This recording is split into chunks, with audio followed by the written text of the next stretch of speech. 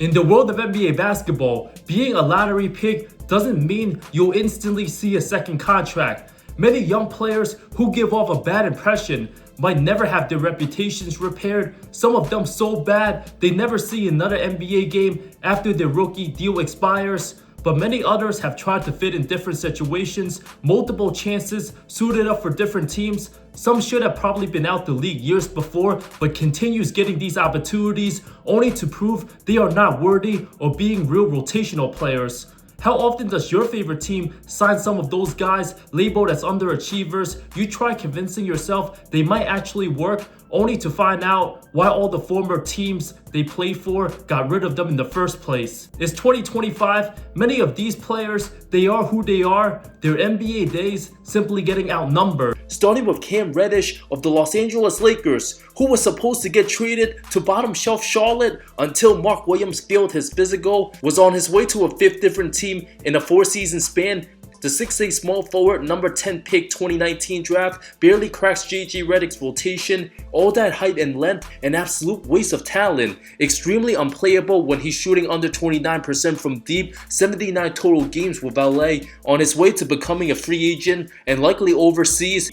If this is the last time Cam Reddish, an NBA player, already played 6 seasons, all the other 29 teams probably gonna wave the white towel. At least he will make 24 mil in earnings after this year. Young enough at age 25 to take his passions outside the hardwood. From having Paul George-like comparisons, zero confidence in his game, good on defense with active hands and respectable athleticism. Has his spurts under Darvin Ham before badly spraining his ankle last season. Never got his groove back. Way too inconsistent. The only reason he was relevant all last season due to the Lakers' lack of perimeter D, given the much better, well-versed Dorian Finney-Smith, who does everything better as a role player than Cam, plus the return of Jared Vanderbilt, a much better defender. With the continuous offensive improvements of Austin Reeves, Reddish has no role with this LA squad. His 2 memorable moments, locking up the Clippers last year in a comeback win and celebrating the in-season tournament title. His early brashy attitude,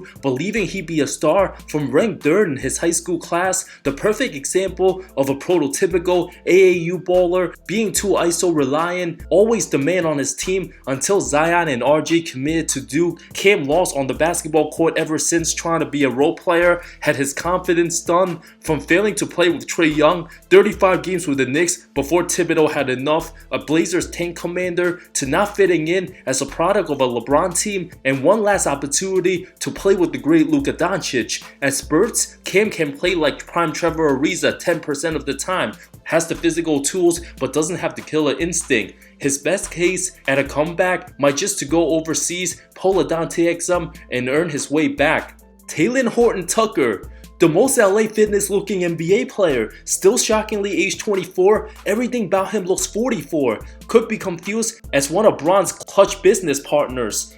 Many forget he's still in the NBA. I guarantee Charles Barkley has no idea where THT plays for. 41 games with the Bulls, under 6-point average, improved his outside shooting just a bit but not good enough. At 6'4", over 230, already has his reputation tarnished after being a franchise cornerstone for the Lakers. Since the 2020 title run as a rookie, many continue to hold on to him, believing he'd be a future star. But the reality is, not a good shooter, can't finish consistently, his only real skill, scoring in garbage time. Looks heavy for his size, his hair loss somehow makes him look even fatter. On his Exhibit 10 contract, back to being a free agent after this season, playing for the dysfunctional Bulls won't do him any justice. One of the most random players to drop 40 in an NBA game twice, many have given Talen the nickname Talentless Horton-Tucker. One of those players who many assume played over a decade in the NBA. There's certainly not many 20-something-year-olds who looks older than THT himself. D'Angelo Russell, the former number 2 pick journeyman, has had one of the most roller coaster careers in recent times. From drafted to the Lakers, labeled immature and hated for his teenage attitude, even called a bust early, only to be traded away since all-time great Magic Johnson called him not a leader. Only to rejuvenate his career just a bit with the Nets. Little did anyone anticipate, D'Lo found himself in the same exact position, from not being wanted from the Lakers back to Brooklyn, but this time around he's 5 years older, no longer as good. 28 years old, supposed to be in his prime, but only had one brief All-Star season in 2019. Proved doubters wrong, only to prove them right again. Not really a pure point guard, a score-first guy, low motor, way too chill with the basketball. Now averaging the worst points in the season. Literally everywhere he leaves, his former team always ends up getting way better. The scapegoat sacrifice leading to the Kyrie KD Brooklyn era. Golden State won the Wiggins deal, resulting in a title. Austin Reeves and the Lakers on fire without D'Lo. From super beloved in Brooklyn, now viewed as a tank commander. Doesn't have the same aura, seen as just another average player, slow-footed, lacks athleticism, way too streaky, bad on defense. There's simply no more expectations from a guy like him, who'll make $175 million in career earnings after this season, failed to prove as a big postseason guy, melted under pressure in both Nugget Series 2023 and 24. Fans that hate him and love him will both be proven correct at different points in the season. Too much of a headache, wildly unpredictable, might drop 31 game, then follow shooting 1 of 8 the next. The type of guy to carry your team to victory, hitting unbelievable heat check pull-ups, but can also shoot your team out of games, playing unmotivated ball for the struggling lottery Nets. When there's expectations, D'Lo crumbles, especially when trying to run the show with Anthony Edwards and Cat.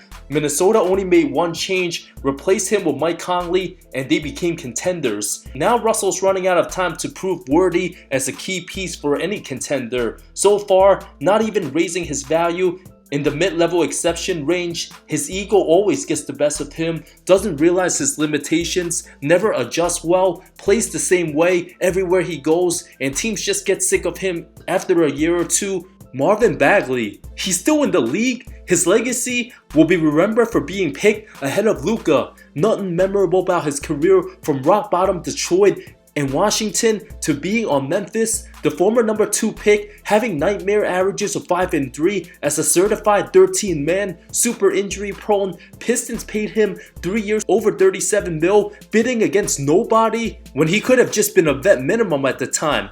If his NBA career is over today, at least he will make over 70 mil in 7 lackluster seasons. From crying out of Sacramento, outplayed by the less talented Rashad Holmes, Kings later became better without him. A career disgusting 86 and 191 record, 31% win rate. Bagley came in the league with all the physical tools, but just a hustle player with poor fundamentals, no defense, doesn't have the instincts to play the 5, too slow to play the 4, an awful screen setter, completely left-handed, a zero threat from the perimeter, only does one thing well, having a good touch around the rim, not an elite rebounder, gets pushed around too easily, the type of guy that'll dominate youth levels and even college and high school due to size and athleticism, but still hasn't developed the necessary tools to become an effective role player in the NBA, missing more than half his career games.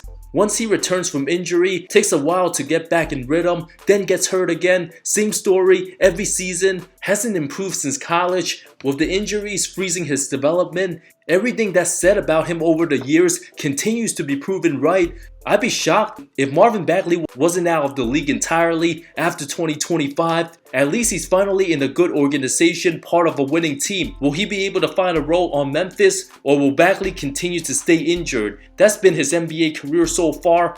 Mr. Super Unreliable, Patrick Williams of the Chicago Bulls, the former 4th overall pick at 6'7", with a 7-foot wingspan, massive defensive potential, drew plenty Kawhi Leonard comparisons, only to remain the exact same player, very injury prone, 9 to 10 point a game average, 4-ish rebounds, nothing exciting. The Bulls giving him 5 years, 90 mil, absolutely plain stupid on all levels. Having the perfect frame and build, made himself known for becoming one of the best in-theory players out there, an easy way to secure the bag. Maybe Williams already peaked and stopped caring after getting his money.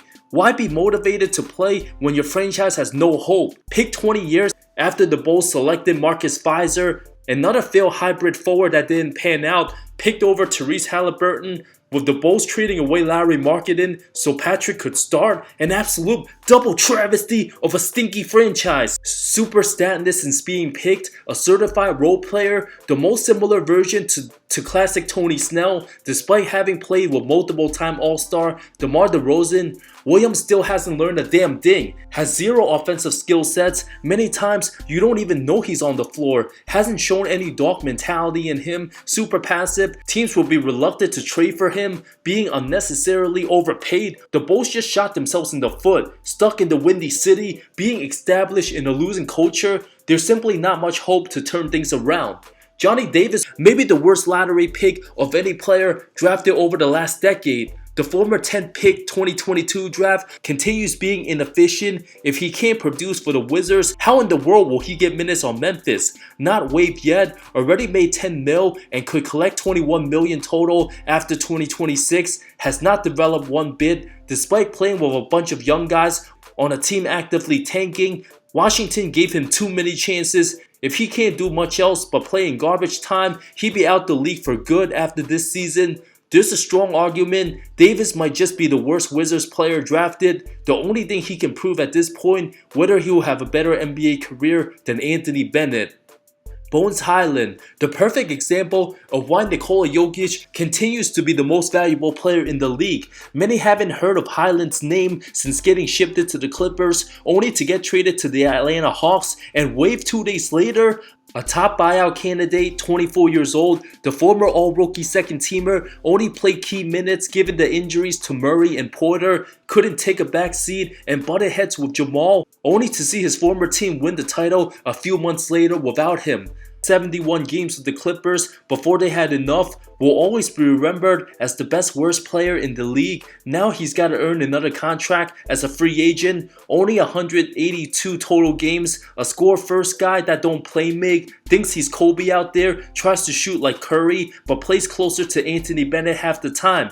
Given a golden chance of a lifetime to become one of Jokic's most trusted role players, but his unwillingness to round out his game caused his early demise. If Hyland was more mature, the Nuggets bench can certainly use a guy like him, but burned too many bridges when he left. Clearly has the talent to become productive, but chucks up too many bad shots. Had he just remained a professional, would have gotten plenty of playing time for Denver and likely even extended by now, but will face the harsh reality, swallowing his pride, being only 6'2", wanting to be a known certified chucker instead of rounding out his point guard abilities, and a non-factor on defense. Bones can end up one of those guys making motivational speeches in a couple years how he ruined the chance of a lifetime opportunity by being immature and selfish.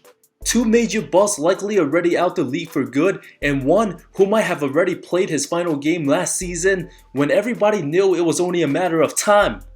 Christian Wood, back with a vengeance? It's been exactly a year since he last played a game. 2024 Valentine's Day, a not so lovely 2025. If he don't get signed for next season, might make excuses, complaining that he's banned from the league. Now 29 years old, many actually thought he could have been the Lakers starting center after the departure of Anthony Davis. There's a reason why Wood was a super late free agent pickup back in 2023. And what has he done with the Lakers on a vet minimum? Absolutely positively nothing.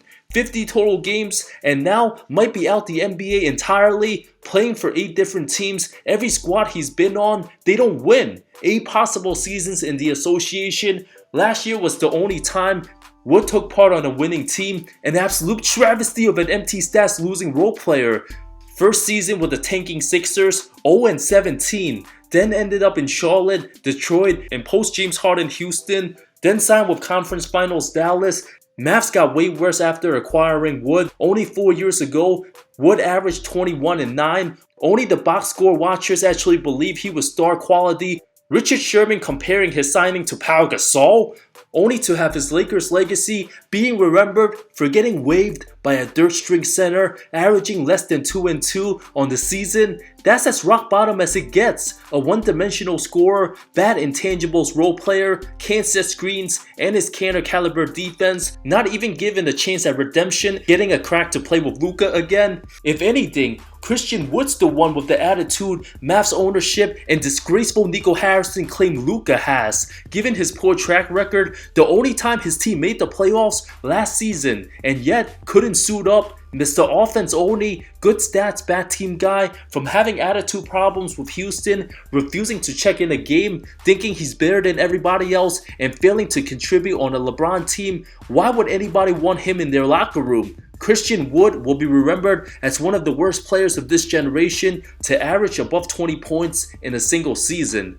Mo Bamba. He might finally be done in the league after getting waived by Utah in exchange for Drew Eubanks and Patty Mills. The former 6th pick will go down as one of the biggest busts of this generation. Lackluster career playing a season with the Lakers, Sixers, and Clippers. After 5 disastrous years with the Magic, getting benched and beaten by a guy named Cam Birch, the beginning of his downfall, even got the chance to play with 2 of the best playmakers in LeBron and Harden, still couldn't figure it out, hasn't put on much weight since getting drafted, gets pushed around easily, allergic to contact, loves to stand out the 3-point line, doesn't love the game enough, can only block shots well given the 7'10" wingspan, just a waste of height, blessed to be 7 feet tall, good enough to make nearly $40 million, can retire from the game whenever he pleases to focus on his other hobbies. Can you imagine spending 7 years in the NBA, not being a lob dread? Develops 0 post moves, being content with his lack of development, only likes to stand out the 3-point line.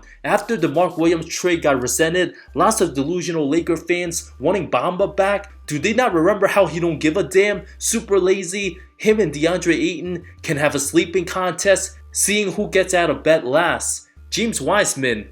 Torn his Achilles after the first game of the season with Indiana, traded then waived by Toronto, now 23 years old, never quite figured out his role in the NBA, has a free ring with Golden State. If this is the end for the former number 2 pick, he'll be out the league playing fewer games than Anthony Bennett. One player who might finally figure out needs to do so in a span of the next couple weeks, Jackson Hayes. Becoming the viable starting center just because he's 7 feet tall, the Lakers having no playable bigs after the Davis trade, he's become too important at work by accident. Hayes has the chance to earn the biggest contract of his life by being a lob dread, continue to block shots, give good energy, and the Lakers win games just being able to catch the ball and finish. All he needs to do. Is that too difficult for him? Given the once-in-a-lifetime opportunity to change his entire image, can he avoid silly fouls, be more control?